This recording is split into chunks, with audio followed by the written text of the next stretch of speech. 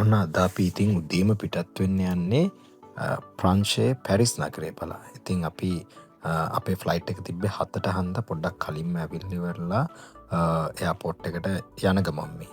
Airport එකේ ඉතින් කෝපි එකක් බීලා පොඩ්ඩක් රිෆ්‍රෙෂ් වෙලා අපි ඔන්න ඉතින් ෆ්ලයිට් එකට ගොඩ වුණා. ෆ්ලයිට් එකේ ජර්නි එක ඉතින් කියන්න තරම් විශේෂයක් නෑ. පැය දෙකක් විතර ගියා අපිට පැරිස් නගරයට එන්න. ඉතින් අපි පාවිච්චි කරේ EasyJet. මොකද EasyJet තමයි UK ඉඳන් පැරිස් වලට එන්න තියෙන ලාභම ඔප්ෂන් එක. ඉතින් ඊට පස්සේ ඇවිල්ලා අපි දැක්ක ලොකුම වෙනස් තමා UK වල අලු පාට වෙච්ච අඳුරු අහස යට මාස ගානක් තිස්සේ ඉඳලා ස්ප්‍රින්ග් එක පටන් ගද්දිම ලස්සන ඉර එළිය වැටිච්ච පැරිස් වලට ආපු එක අපිට ලොකු සතුටක් වුණා. පැරිස් වල හොඳට ඉර එළිය වැටලා තිබ්බා. ඒ වගේම හොඳ උණුසුම් කාලගුණ තත්ත්වයක් තිබ්බා. සාපේක්ෂව පැරිස් UK වලට වඩා සීතල අඩුයි. අනිත් එක අපි ඉන්නේ UK වල නෝර්ත් පැත්තට වෙන්න හන්ද කොහොමත් සීතල ටිකක් වැඩි. ඉතින් ඔය යන ගමන් පොඩි වීඩියෝ එකක් අරගෙන ෆොටෝස් එකක් අරගෙන අපි හිමීට අපි නැවතිලා හිටපු හොටෙල් එකට ආවා. මේ හොටෙල් එක තිබ්බේ එයාපෝට් එකේ ඉඳන් පැයක් විතර දුරින්. ඉතින් අපිට චෙකින් වෙන්න තිබ්බේ දවල් 12ට. අපි හරියට මේ වගේ වෙලා වෙද්දිම හොටෙල් එකට ආපු හන්ද ටයිමින් කරලා අපිට ආපු ගමම චෙකින් වෙලා ඉතින් ටක් ගාලා චේන්ජ් එකක් දාගෙන අපි පිටත් වුණා ඉස්සල්ලාම බඩකට පුරව ගන්න. ඉතින් කොච්චරනත් පුරුද්දට බත් හිම ඕනි හන්දා අපි ඉස්සල්ලාම කරේ ඇවිල්ලි වෙරලා ඉන්දියන් කඩේකින් කාපු එක දවල්ට. හොඳම දේ කියන්නේ කඩේ නම ඉන්දියන් වුණාට කඩේ තියෙන ෆොටෝස් හැමදේම ඉන්දියන් වුණාට ප්ලේ වෙන සින්දු ඔක්කොම ඉන්දියන් වුණාට අයිති එක්කෙනා පාකිස්තානේ. ඉතින් මොන ප්‍රශ්න තමන්ගේ රටේ ඉදි තිබ්බත් පිටරටකට ආවට පස්සේ ඒව නැතුව ව්‍යාපාර කටයුතු වෙනුවෙන් එහෙම නැත්තම් තමන්ගේ සර්වයිවල් එකෙන් මිනිස්සු හැමෝම එකතු වෙනවා කියන එකට ඒක හොඳම උදාහරණයක්. ඉතින් එතනින් හොඳට බඩකට පිරෙන්න කාලා අතර මෙතන කෑමත් රහයි. ඉතින් ඔයගොල්ලෝ පැරිස් යනවා නම් රෙකමන්ඩ් කරනවා රාජ්ස් රෙස්ටොරන්ට් කියලා. ඉතින් ගිහින් කන්න පුළුවන් කියලා. ඒක ගොඩක් ඔතෙන්ටික් කෑම තිබ්බා. හොඳ ඉන්දියන් කෑම විදිහටම හදලා තිබ්බා සහ ගොඩාක් සාධාරණ ගණන් තිබ්බේ. ඊට පස්සේ අපි තීරණය කරා එහෙමම යන්න කියලා ඉවරලා බැසිලිකා එකක් බලන්න. ඉතින් මේ බැසිලිකා එක ගොඩාක් ප්‍රසිද්ධ බැසිලිකා එකක්. සැක්‍රකෝ බැසිලිකා කියලා කියන්නේ මේක තියෙන මොන්මාර්ට්‍රේ කියන හිල් එක උඩට වෙන්න. මේකට යන්න අපිට ගොඩාක්ම දුර පයින් යන්න තිබ්බේ නැහැ. අනිත් කාරණේ තමයි පැරිස් කිය නගරේ ගොඩාක් ප්‍රසිද්ධයි පයින් ඇවිදින්න බයිසිකල් වලින් යන්න. ඉතින් මොකද ඇත්තටම පබ්ලික් ට්‍රාන්ස්පෝර්ට් එකක් එක්ස්පෙන්සිව්. ඒකෙම අනිත් පැත්ත තමයි ගොඩාක් ඒ වෙදගත් එක පැරිසියයි පුරුදුලා ඉන්නවා පයින් ඇවිදින්න වටපිට බල ලස්සනට ඇවිදින්න. ඉතින් අපි තීරණය කරා මොකටද බොරුව නිකන් සල්ලි වියදම් කරන්නේ. මොකද බස් එක යනකොට වඩා ඇත්තටම මේ වගේම කාලෙකින් අපිට පයින් යන්නත් පුළුවන්කම තිබ්බා. සහ පයින් යද්දි ලස්සනට වටපිට හැමදේම බලාගෙන යන්න පුළුවන්කම තිබ්බා. අපි ඒ ගත්ත තීරණේ ගොංකම තමා අපට තේරුණේ මෙන්න මේ පඩිපෙළ ගාවට ආවට පස්සේ. මේ පඩිපෙළ සෑහෙන උස පඩිපෙළක්. මේ පඩිපෙළ ඉතින් හිමීට නැගගෙන උඩට ගිහින් ඉවරලා අපි ඇත්තටම සෑහෙන මහන්සි වුණා මේ පඩිපෙළ නගින්න. හරියට මහා ගිරිදඹේ නගිනවා වගේ තමයි. හැබැයි අපි දැක්ක පැරිස් අයට නෑ කිසි ගාණක් නෑ ඒගොල්ලෝ ආතල් එකේ නැගිනවා. මොකද ඒගොල්ලන්ට මේක පුරුදු හන්දා. ඉතින් පැරිස් වල අනිත් ලස්සනම දේ තමයි අපි දැක්ක මේ ලස්සන ගොඩනැගිලි. ඒ ගොඩනැගිලිත් එක්ක තිබ්බ ලස්සන කොබල් ස්ටෝන් වල පාරවල්. ඉතින් මේවා තමයි ගොඩක්ම ලස්සන දේවල්. ඉතින් අපි යන්නේ ඔන්න ඔය ඈත පේන බැසිලිකා එක බලන්න. ඒදි අපිට හම්බුණා ස්ටැචූ එකක් බ්‍රෝන්ස් ස්ටැචූ එකක් ලිඩා මට මතක හැටියට. ඉතින් ඒ හිටපු සිංගර් කෙනෙක්ගේ ස්ටැචූ එකක් හදපු එක එයාගේ 10 වෙනි මරණ අනුස්මරණය වෙනුවෙන්. ඉතින් එහෙම යද්දි අපිට බිල්ඩින්ග්ස් කීපයක් හම්බුණා. සමහර ඒවා නැත්තර මොනවාද කියලා දන්නේ නැහැ. ඒත් ඉතින් හැමෝම ෆොටෝ ගහපුවා. අපිත් ෆොටෝ ටිකක් ගහගත්තා බලන්න මොනවාද කියලා. ඉතින් උගලන්ට ඔය පේන්නේ ඒ බිල්ඩින්ග්ස් ටික. ඉතින් ඒ බිල්ඩින්ග්ස් ටික පහු කරලා තව පොඩ්ඩක් ඉස්සරහට අපි ඇවිදන් යද්දී අපිට හම්බුණා ලස්සන රෝස පාට රෙස්ටොරන්ට් එකක්. මේක ගොඩාක් ෆේමස් පැරිස් වල.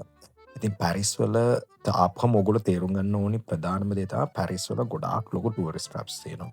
මෙන්න මේ රෝස රෙස්ටොරන්ට් එකත් ඒ වගේ මේක ගොඩක් ඉතින් මේක මේ යුනික් අයිකොනික් කලර්ස් වලට ප්‍රසිද්ධයි. ඒවත් එක්ක තමයි මේ රෙස්ටොරන්ට් එක ප්‍රසිද්ධ. ඉතින් එහෙම වුණා කියලා ඔයගොල්ලන්ට මේකෙන් ඩයින් කරන්නම අවශ්‍ය නැහැ. අපි නම් කරේ ඉස්සරහට ගිහින් ෆොටෝ එකක් ගහගෙන එහෙම මුද්දට බැසිලිකා එක බලන්න යන්න පිටත් වුණා. ඉතින් මේ පිටත් වුණානස මේක ඇත්තටම ලස්සන මේ වගේ පාරවල් මැද්දෙන් ලස්සනට තිබ්බ ගෙවල්. කියන්නේ ගොඩක් පරණ ගෙවල් ඒ වගේ දේවල් මැද්දෙන් තමයි යන්න තිබ්බ පාර. ඉතින් අපි තෝරගත්තේ මේ පාර. මොකද මේ පාර ටිකක් යුනික් හන්දා. එහෙම හිමීට අපි දැන් ගියාට පස්සේ අපිට මේ කන්ද මුදුනේදී මෙන්න මේ බැසිලිකාව පේන්න ගත්තා. ඉතින් ඒක හරීම ලස්සන වීව් එකක් ඇත්තටම. ඉතින් මෙහෙම මේ පඩි පෙළ වල ටිකක් නැගගෙන අන්තිමටම බැසිලිකායකට ආවස් මේක ඇත්තටම හරිම ලස්සන වීව් එක. මේක උඩ වීව් එකත් ගොඩාක් ලස්සනයි. මේක වටේට ලස්සනට පේනවා. ඉතින් ඕගොල්ලොත් මෙතනට එනවා නම් ඕගොල්ලන්ට දෙන්න තියෙන ඇඩ්වයිස් වලින් පළවෙනි එක තමයි ඕගොල්ලෝ අරන් එන සල්ලි හැමදේම පරිස්සම් කරලා තියන්න. මොකද ගොඩාක් පික් පොකට්ස් කරන අය එහෙම නැත්තම් එක ගේම් වලින් ට්‍රික්ස් වලින් සල්ලි හොයන අය ගොඩාක් මෙතන ඉන්නවා. ඉතින් උදාහරණයක් විදිහට ඉබ්බෝ විකුණනවා හැමදේම ඒගොල්ලෝ එක ට්‍රික්සුත් ඒ අතර පාවිච්චි කරනවා. එකක් තමයි බොරු ගණන් ෆොරිනර්ස්ලාට බොරු ගණන් කියන එක. ඊට පස්සේ ඒගොල්ලෝ ඉතුරු සල්ලි නොදී ඉන්න එක මේ වගේ ට්‍රික්ස් ගොඩාක් ඉතින් පැරිස් වල තියෙනවා. ෆොරිනර්ස්ලා රවට්ටන්න. මොකද පැරිස් නගරය කියන්නේ ෆොරිනර්ස්ලා ගොඩාක් එන මාසෙකට ලක්ෂ ගාණක් විසිටර්ස්ලා එන නගරයක්. ලෝකෙ වැඩිපුරම විසිටර්ස්ලා එන නගරවලින් එකක්.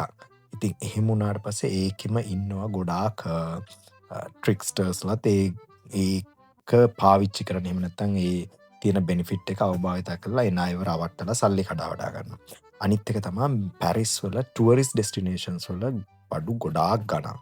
ඉතින් අනිත් විශේෂ දේ තමයි මෙතන අපි දැක්ක දේ අර ඉබි අතුරු අල්ලපු වැට. ඉතින් මේ වැටත් මේ බැසිලිකාවේ ගොඩක් ප්‍රසිද්ධයි. ඔයගොල්ලෝ ලංකාවේ ඉඳගෙන ලංකාවෙන් හරි ඔයගොල්ලෝ ඉන්න රටෙන් හරි එහෙම නැත්නම් පැරිස් වලම සිටි එකේ සාමාන්‍ය තැනක තියෙන හાર્ඩ්වෙයාර් ෂොප් එකකින් මොකෙන් හරි එහෙම පැඩ්ලොක් එකක් අරන් එන්න පුළුවන්. ඉතින් ඒ අරන් ඇවිල්ලි ඉවරලා මෙන්න මේ වගේ වැට අමුල්ලා ඔයගොල්ලන්ට පොඩි මේකක් ලියලා හරි එහෙම නැත්නම් කොහොමද කියලා ඔයගොල්ලන්ට ඒ වැටට ඒ ඉබ්බ ඇටච් කරන්න පුළුවන්. මේ පෙන්නේ ඒ වගේ ඇටච් කරනවා කෙනෙක් ඉතින් ඒ පැඩ්ලොක් එක. මේ වගේ මේ වැට දිගටම උඩයි පහළයි දෙකේ මේ විදිහට පැඩ්ලොක්ස් ඇටච් කරලා තියෙනවා. ඉතින් කේක අය කපල්ස් ආදරේ කියපුවා තාත්තට දෙමව්පියන්ට වෙන වෙන ඒ වගේ ගොඩාක් මේවා මේ මුළු මේකෙම තියෙනවා. ඉතින් මේ වගේ ලස්සන වීව් එකක් මේ උඩට ආවට පස්සේ පේනවා. පහළ දිගටම පේනවා. ඊට අමතරව පැරිස් නගරේ ලස්සන ආකිටෙක්චර් එකත් ඕගොල්ලන්ට බලන්න පුළුවන්. ඉතින් මේ ලොකේෂන් එක මැප් එකේ මෙන්න මේ විදිහට තමයි පේන්නේ. ඊට පස්සේ අපි ආයෙත් පහළට එන්න පිටත් වුණා. මේකේ ඉඳලා ඒ පහළට එද්දී ඒ වගේම තමයි ඕගොල්ලන්ට සාමාන්‍යයෙන් මට මතකයි යුරෝ 20ක් 25ක් වගේ වියදම් කරන්න පුළුවන් නම් මේක තියෙනවා ඩීසල් පවර්ඩ් කෝච්චයක් වගේ එකක්. ඒක අතරම කෝච්චයක් නෙමෙයි කාර් එකක් ට්‍රැක්ස් කීප එකකට එකතු කරලා ඒකෙන් මේ මොන්මාර්ටර් කියන ප්‍රදේශයේ වටේම යන්න පුළුවන්. ඉතින් අපි එහෙම එද්දි මෙන්න මෙහෙම චිත්‍ර අඳින සෙට් එකක් දැක්කා. ඉතින් මේ චිත්‍ර අඳින අයත් මේ වගේ ඉන්නවා. ගොඩක් අය එතන ඉඳගෙන චිත්‍රයක් ඇඳ ගන්නවා. ඒකට ඒගොල්ලෝ ගාණක් charge කරනවා. ඕගොල්ලන්ට දෙන්න තියෙන ඇඩ්වයිස් එක තමයි ඕගොල්ලෝ පැරිස් වල එනවා නම් මෙහෙම චිත්‍රයක් ඇඳ ගන්න එහෙම ඌමනාවක් ආසාවක් තියෙනවා නම් කරන්න ඕනේ. පළවෙනිම දේ තමයි ඉස්සෙල්ලා ගණන් කතා කරගන්න. ගණන් කතා කරගෙන මේවා කරේ ඊට පස්සේ චිත්‍රය අඳින්න. මොකද නැත්තම් මේගොල්ලෝ සමහරලාට ගාන කියන්නේ හරි හරි මම නිකන් අඳින්නම් කියනවා. charge කරන්නේ නැහැ කියනවා. එහෙම කියලා අන්තිමට බොරු ගණන් කියනවා. ඉතින් ඕගොල්ලන්ට මේ වගේ ට්‍රික් වලට අහු වෙන්න ඕනේ නැතිනම් ඔයගොල්ලන් කරන්න තියෙන්නේ ඉස්සෙල්ලා ගණන් කතා කරලා රයිට් ඇග්‍රී වෙලා ඕකේ කීයද කියලා ඉවරලා කතා කරගෙන ඉවරලා ඒක පටන් ගන්න. අනිත් දේ තමයි පැරිස් වල ගොඩක් අය ඉංග්‍රීසි කතා කරනවා අඩුයි. ඕගොල්ලන්ට ෆ්‍රෙන්ච් බැරි නම් කරන්න තියෙන හොඳ දේ Google ට්‍රාන්ස්ලේට් වගේ ඇප් එකක් පාවිච්චි කරන ඇප් එක පාවිච්චි කරලා ඒගොල්ලන්ගෙන් ප්‍රශ්න අහන්න ෆ්‍රෙන්ච් වලට කන්වර්ට් කරලා අහලා ඒගොල්ලන්ගෙන් කන්ෆර්මේෂන් ආන්සර් එක ගන්න. අරගෙන ඊට පස්සේ කතා රයිට් ඇග්‍රී උනේ මේකට මේක තමයි දෙන ගාන කියලා ඉවරලා. ඊට පස්සේ තමා චිත්තේ වගේ දේවල් කරගන්න. මේ ගොඩාක් ට්‍රික් කරනවා. ගොඩක් ෆොරිනර්ස්ලාව එහෙම නැත්නම් විසිටර්ස්ලාව රවට්ටන්න තමයි මේගොල්ලෝ හදන්නේ. මං කියන්නේ හැමෝම හොරු කියලා. නමුත් මම කියන්නේ මේක ගොඩාක් අයට වෙන දෙයක් නොදැනුවත්කම නිසා. මේ අතර තියෙනවා ලස්සන රෙස්ටොරන්ට්ස් පොඩි රෙස්ටොරන්ට්ස් තියෙනවා. ගොඩාක් අය ඉතින් අද සනී දවසක් හන්දා සහ අද වීකෙන්ඩ් එකක් හන්දා බියර් එකක් බීලා චිල් එකේ ඉන්නවා. අපි දැක්කලා ෂොප්ස් වල ලස්සන ඩිස්ප්ලේස් තියෙනවා. ලස්සන කෑම ජාති තියෙනවා. පැරිස් නගරේ කොහොමත් ප්‍රසිද්ධයි බේකරි අයිටම්ස් වලට. ඉතින් ඕගොල්ලෝ පැරිස් එනවා නම් ඕගොල්ලෝ ෆ්‍රෙන්ච් කුසින්ස් වලට කැමති නම් නැත්නම් වෙන දේවල් try කරන්න කැමති නම් මෙන්න මේ බේකරි අයිටම්ස් try කරන්න one of the best in the world. ඊට පස්සේ ඔයගොල්ලන් පේන මේ වගේ ඉතින් මේ මැක්‍රොන්ස් කියන ස්වීට් ට්‍රීට් එක තියෙන්නේ. ඒක ඒ විදිහට එතන ලස්සන මෙන්න මේ තියෙන ෆොටෝ එකට ඒ කියන්නේ මේ ලොකේෂන් එක වගේ ඩිසයින් කරලා හදලා එහෙම දාලා තිබ්බා. ඉතින් අපි ඒකත් බලාගෙන එහෙමම පහළට එන්න පිටත් වුණා. ඉතින් මේ ගමනේදී අපිට ඇත්තටම පළවෙනිම අත්දැකීම උනේ මෙන්න මේ බසිලිකා එක බලපු එක. ඒක හරිම ලස්සන අත්දැකීමක් වුණා. අපේ ඊළඟ ගමනාන්තය උනේ ඇත්තටම අයිෆල් ටවර් එක. ඉතින් අපි අපේ ඊළඟ වීඩියෝ එකකින් අපි අයිෆල් ටවරයකට ගිය ගමන සහ අයිෆල් ටවර් එකේ උඩට නැග්ගට පස්සේ පේන view එකේ ඔක්කොමත් ඔයගලන්ට ගේන්න. ඉතින් අදට බොහොම ස්තුතියි අපිත් එක්ක එකතු වෙලා හිටියට මේ වීඩියෝ එකත් එක්ක. ඉස්සරහට තවත් මේ වගේ අපේ පැරිස් සංචාරයේ වීඩියෝස් ටිකක් ගේන්න අපි බලාපොරොත්තු වෙනවා.